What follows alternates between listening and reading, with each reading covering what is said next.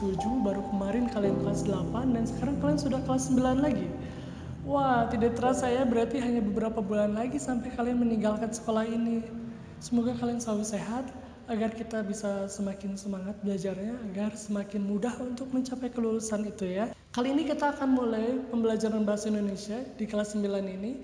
Materi pertama yang akan kita bahas itu adalah mengenai cerita pendek. Sebenarnya harusnya laporan hasil percobaan, tapi kita akan coba untuk belajar cerita pendek terlebih dahulu. Kalian pasti sudah tidak asing kan dengan yang namanya cerita pendek? Iya, cerita pendek. Cerita pendek itu adalah cerita yang pendek. Cerita pendek itu menurut KBBI panjangnya tidak lebih dari 10.000 kata ya. Kisah dalam cerita pendek itu bisa asli, bisa juga rekayasa. Jadi tidak semuanya pernah terjadi di dunia nyata ya. Cerita pendek itu biasanya hanya membahas satu konflik, satu permasalahan, dan tokohnya pun tidak banyak. Biasanya hanya ada satu tokoh yang disoroti dalam cerita pendek itu. Jadi ceritanya itu tidak akan jauh dari kehidupan si tokoh tersebut. Beda bukan ketika kita membaca sebuah novel? Jika kita membaca sebuah novel, bisa jadi bab 1 membahas mengenai tokoh A, dan bab 2 membahas tentang tokoh C, dan bab 3 membahas tentang tokoh D, tapi nanti pada akhirnya mereka akan saling bertemu. Nah, jika di dalam cerpen ini, biasanya kita akan hanya berfokus pada satu tokoh, satu peristiwa, satu kejadian, dan satu waktu. Biasanya seperti itu. Pada pertemuan kali ini kita hanya akan membahas mengenai unsur-unsur yang ada di dalam sebuah cerpen ya, cerita pendek. Nah, unsur-unsurnya itu adalah sebagai berikut. Yang pertama ada latar. Latar itu terbagi menjadi 3, latar tempat, latar waktu, dan latar suasana. Latar tempat itu, di mana sih kejadian tersebut berlangsung? Di mana sih cerpen tersebut berlangsung? Nah, itulah latar tempat. Di mana? Di mana itu berarti merujuk pada suatu lokasi, sekolah, taman, ya, atau toko. Apapun itu tempatnya, itu masuk pada latar tempat. Kemudian ada latar waktu.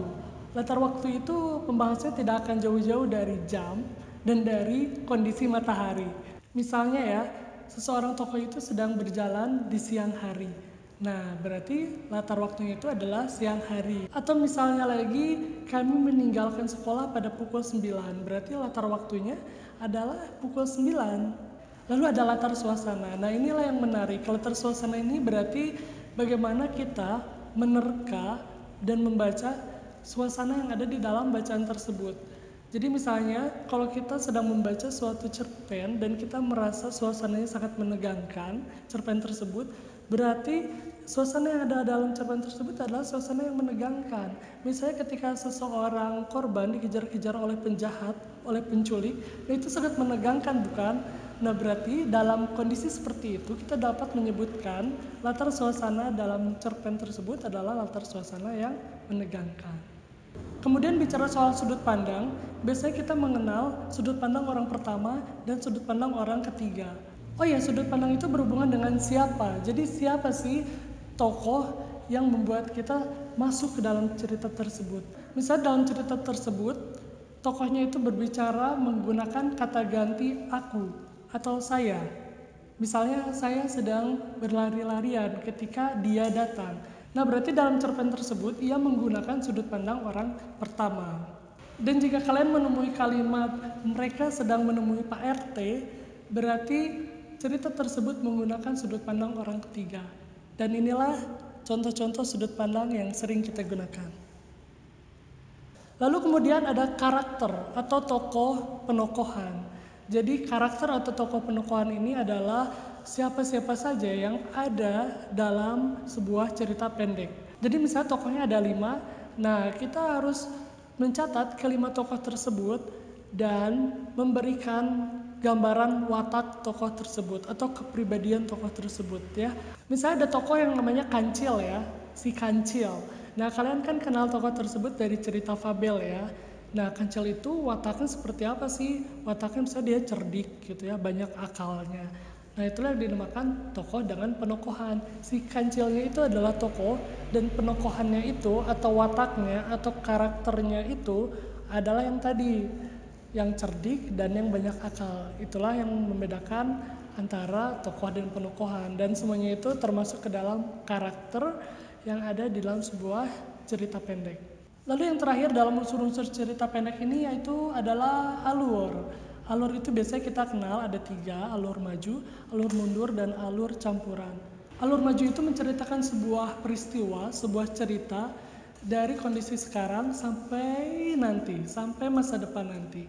Lalu kalau misalnya alur mundur itu biasanya dia sedang membuat ingatan-ingatan yang terjadi pada masa lalu. Misalnya kejadiannya memang terjadi pada saat ini, tapi ia menceritakan kejadian sebelum hari ini, sebelum saat ini. Jadi misalnya ada seorang konglomerat ya, kaya raya. Nah, dia itu sedang menceritakan kepada temannya bagaimana sih awal mulanya dia menjadi orang kaya. Misalnya dia itu dulunya sebenarnya hidup di desa, lalu dia mencoba untuk membantu berjualan. Ibunya berjualan dan dia membantu. Akhirnya tidak diduga dia mendapat banyak kenalan dan akhirnya jualannya semakin banyak laku dan akhirnya dia membuat sebuah perusahaan besar. Nah, sebenarnya kan kejadiannya itu terjadi pada saat ini, saat sekarang ini, tapi ia sedang menceritakan kisah-kisahnya yang lalu. Nah, itulah yang biasanya disebut sebagai alur mundur. Kemudian ada alur campuran, berarti kalau alur campuran itu adalah gabungan dari keduanya. Misalnya dia sedang menjalankan kisah hidupnya yang sekarang, terus maju, tapi dia juga mencoba untuk mengingat-ingat kembali kejadian di masa lampau atau menceritakan kembali kejadian di masa lampau ya, di masa lalu.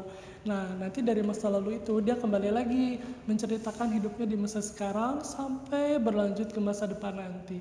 Itu yang dinamakan alur campuran. Jadi dia alurnya maju, tapi dia justru sekali mengingat masa lalunya, kembali lagi ke masa depan dia, lalu dia kembali lagi mengingat lagi, dan dia kembali lagi. Itu alur campuran biasa seperti itu. Baik, sepertinya hanya itu pembahasan pada pertemuan kali ini.